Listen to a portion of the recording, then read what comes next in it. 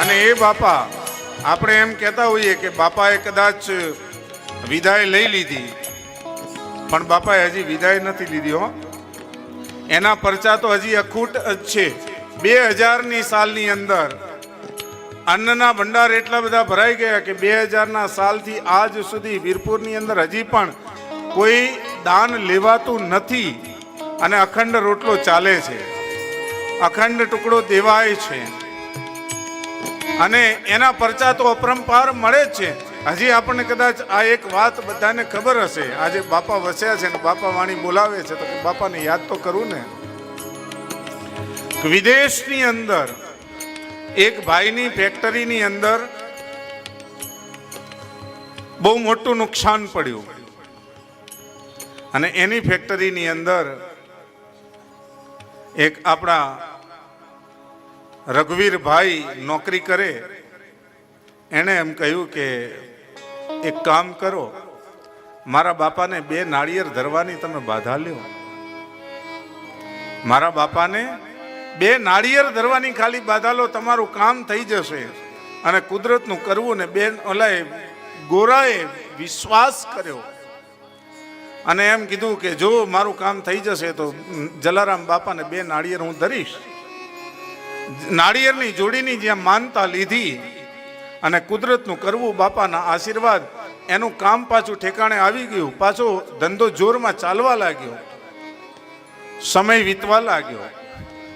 ભાઈને હજી યાદ નથી નાળિયેર ધરવાના છે, પણ એક દિવસ એની દીકરીએ આવીને એમ કહ્યું કે ફાધર મારે ઇન્ડિયા ફરવા જવું છે ને ઇન્ડિયા ફરવા જવું છે એવું જ્યાં બોલી તેને યાદ આવ્યું કે મારે જલારામ બાપાને 2 નાળિયેર ધરવાના છે. એણે એની દીકરીને કહ્યું કે ઇન્ડિયા ફરવા મોકલું, પણ એક શરતે, તારે ઇન્ડિયામાં ગુજરાતમાં સૌરાષ્ટ્ર ને સૌરાષ્ટ્રની અંદર વીરપુર નામમાં ગામમાં જવાનું, ખાલી 2 નાળિયેર ત્યાં જલારામ બાપાને ધરવાનું, બાકી તારે ઇન્ડિયામાં જેટલું ફરવું હોય એટલી છૂટ.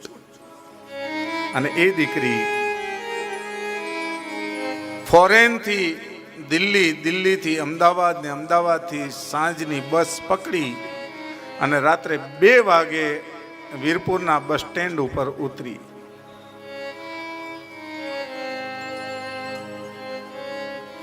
તેના કેટલાક લફંગાઓ, રિક્ષાવાળાઓ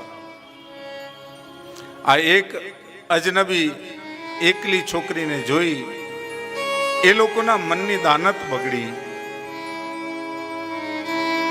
અને એને કે આવો તમને રિક્ષામાં લઈ જાઉં. ક્યાં જવું છે તો કે જલારામ બાપાના મંદિરે, હાલો લઈ જાઉં.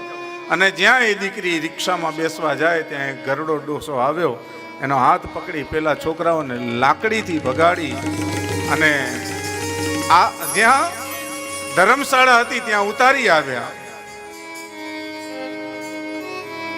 ધર્મશાળામાં ઉતારી એ બાપુ ત્યાંથી નીકળી ગયા.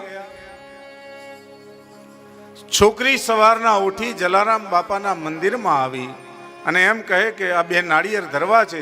સામે જલારામ બાપાની છબીને જોઈ અને જોર જોરથી બૂમો પાડવા લાગી, I want this main, I want this main. મારે આ માણસને મળવું છે. ક્યાં છે આ માણસ? આ માણસ તો આ દુનિયામાં નથી હવે. તો કે હોઈ ન શકે. ગઈકાલે રાત્રે રિક્ષાવાળાઓની પાસેથી બચાવવા વાળો આ વ્યક્તિ હતો, આ બાપલો હતો. મારે એને મળવું છે. અને ત્યારે એ લોકો એમ કહે કે આ બાપાએ તો ક્યારની વિદાયો લઈ લીધી.